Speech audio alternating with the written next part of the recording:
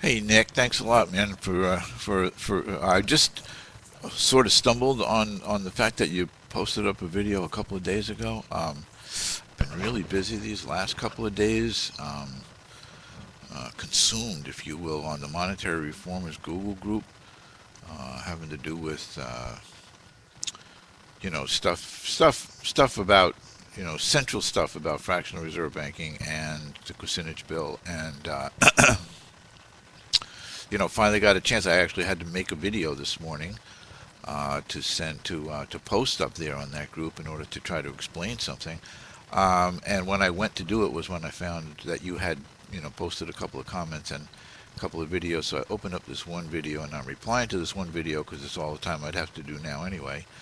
And get back to the other ones later if there's at least one more. But anyway, thanks a lot. I appreciate it. In fact, I'll say right here at the outset, I'm very impressed with the fact that not the fact that you can do a video of that quality, clarity with your iPhone, I think it was, but more that you're 20 years old and you're sitting around, figuring out about the money system stuff. Because I think I mentioned, I might not have mentioned it to you, but it should be obvious if you went to my website that when my dad was a monetary reformer, and I was 20 years old, and he was telling me, "Oh, you're not going to change any of those things that are important to you until you fix the money system." I thought he was, didn't know what he was talking about, and it probably took me another 10 years beyond where you're at to even recognize the importance of the money system. So again, I'm impressed with that. So I'm going to try to just get into it quickly and go through the things that you mentioned, like the thing about the unlimited power to create money. I'm like, no, they don't really have unlimited power. They have to do this and that and this and that.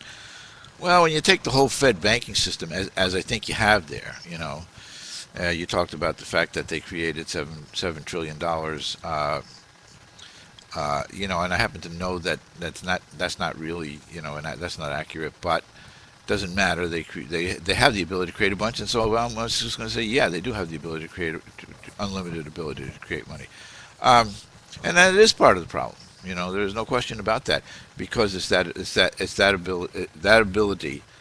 And by the way, most of the money that was created in the last 10 years up until the crash, okay, was not created by fractional reserve banking and was not created by the commercial banks that are under the Fed, okay?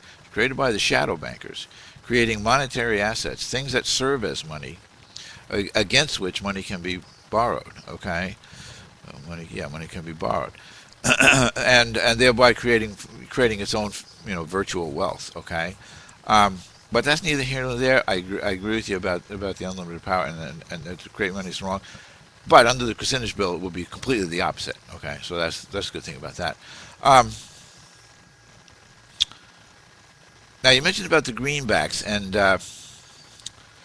your problem with the greenbacks. I was trying to get to the real problem with the greenbacks. You were like, well, they didn't really have the authority to do that because of the Constitution and this and that. And I mean, history makes a lot of sense, but you and I think we're going to say, we're going to agree that we're here on the corner and we have to go forward, and we're going to replace this fractional reserve banking system with something. What are we going to replace it with? Okay, and I'm looking for something a little more substantial than what's in Murray's book on the history of banking and stuff.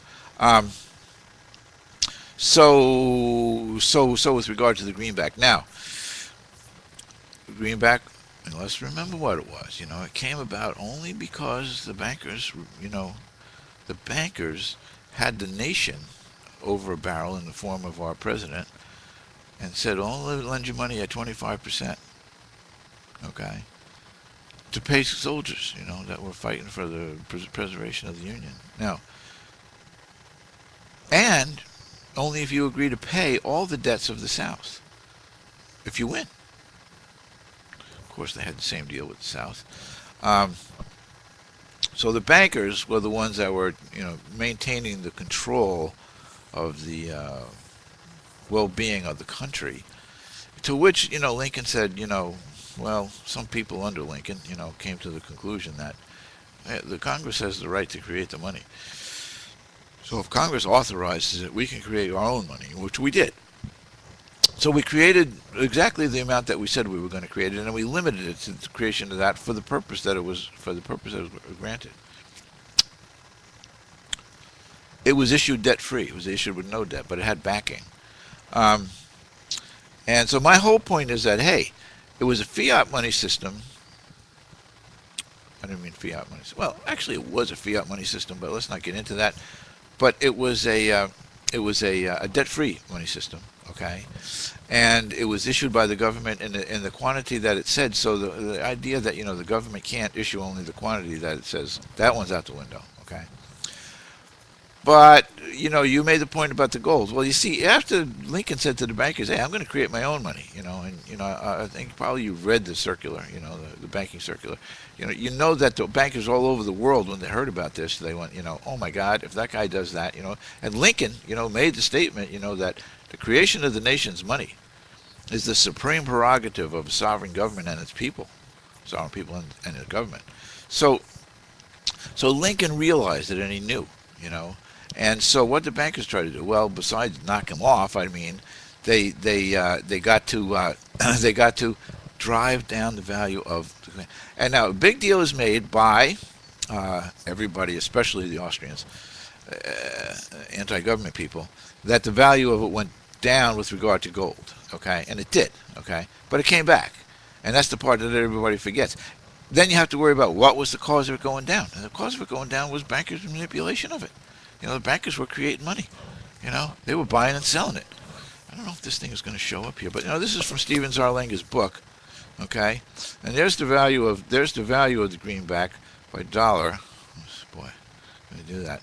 There's the point that you said right there. Okay, that's when you had to pay $2 or 50 cents or $3. But you see, it went up on a spike and it came down on a spike. It came down to only from $1 to $2, and then went down, here to almost like $1.10 or 20, and restored to its original value, and stayed at its original value with regard to gold until we did away with gold. Now, you mentioned that they didn't last. I don't know what you mean by that. They circulated at full value, until they became collector's items and therefore got a premium. They continued to be there. So what was the problem with the greenback again? I'm saying, like, what was the problem with the greenback? And one of the things that happens in wars, and this goes to the Continental as well, goes down to the French assignat. They say money is the first victim of war. Counterfeiting, by your enemy, on your money, makes people worry about your money, drives crazy the value of your money. That's a war tactic. And when the war is an economic war, it's a war tactic, and that's what that was. So really the question becomes, what was the problem with the greenback? Now you go into this thing about, then we got into gold, and we got into the late 1800s. Oh, excuse me. And we had this great, prosperity. Well, we had, everybody had, the world had great prosperity. Why? For gold or for coal? That's the question. Economic prosperity came about because we learned to replace work, human work, with energy work. Okay, human work is energy work, but with coal-based energy work. That was the cause, and it continued to be for a long time throughout that period. So it don't have anything to do with don't have anything to do with gold. It would have had just as much prosperity if we had continued to only issue greenbacks, which of course was what the greenbackers, self-included, wanted to do at the time, and that's why there was a Greenback Party USA, and stayed into its existence for quite a long time. So then, besides the greenback, oh boy, if I don't let me forget that now. You mentioned the Bitcoin, and the Bitcoin, of course, I'm on your side on the Bitcoin. Okay, and it's not having to do with fiat currency. Okay, it's not having to do with fiat currency. Sovereign currency is the issue with us. Monetary sovereignty says we can issue money debt-free. That was the other thing. I have to get back to that. Monetary sovereignty says we can issue money. And if we can issue money, we can issue it however we want. We can issue it as debt, which is what we do now. Or we can issue it debt-free. Okay? Now, the Bitcoin takes away monetary sovereignty. It says, monetary sovereignty. Sovereignty doesn't mean nothing. Well, here's the thing about taking our money away from we the people, okay, and giving it to the private bankers, which is what Murray wants to do, okay, well, Mises and all those guys, and me. I'm a nationalist. You know, the people that fought in the Revolutionary War died for the reason to give us national monetary sovereignty, and I ain't going to let that go down. You know, I ain't going to let that go down. I want to have my nation, and I want to have my monetary sovereignty. That's all there is to it. So we get to decide what we're going to do there, and we decide, and we have a monetary system. Now, you made the statement. I'm sorry, this is the last thing. You made the statement that it's not really debt-free. Well, we're talking about it's not really debt-free. Maybe I think you're going to think different of that when you go to the Kucinich bill. I know you said you haven't read it. And you go to the Kucinich bill and study it up for just a minute. No, we're talking about debt-free money. Debt-free money issuance. It's not that money, you know, stays in power. We're going to create a permanent, you got to understand what that means, money system with money issued debt-free by the government. Stays in existence forever. Always debt-free by the issuance. Now, hey, government issues the money. You know, this year it issues, you know, $100 billion worth of money. Gets put in the bank. I spend it to the point where somebody collects it, and when somebody collects it, they lend it. Now it's no longer debt-free. No, the issuance is debt-free. The burden on the national economy from having money in existence is without debt and without interest. Certainly in commerce, because we use money for various things, including, you know, representing our savings, excuse me, and allowing it to go to its best use, things that should happen, means that it's going to turn into a debt at some point, or that is to say, it will be used for a debt. It's really the best way to say that, and so it's that way. But it is completely issued debt free, and it is completely debt free currency. There's no limited to it at all. If you want to get back to that, you know, you got to explain what you might mean, what you might mean by it. But there's a transformation from all bank credit into real money. That's real money, okay? Without debt. Money is there, and then that money stays permanent, and then all new money is created without issuing debt. So money is debt-free. Money's creation and and issuance is debt-free. Comes into existence without any debt. By nature, it stays in existence without any debt. Anyway, Nick, I appreciate, you know, you're getting back, and I'm hoping, I'm looking forward to something. I really much appreciate your position, your posture, your attitude about what's going on, and I thank you for it. And I'll get back with you again soon.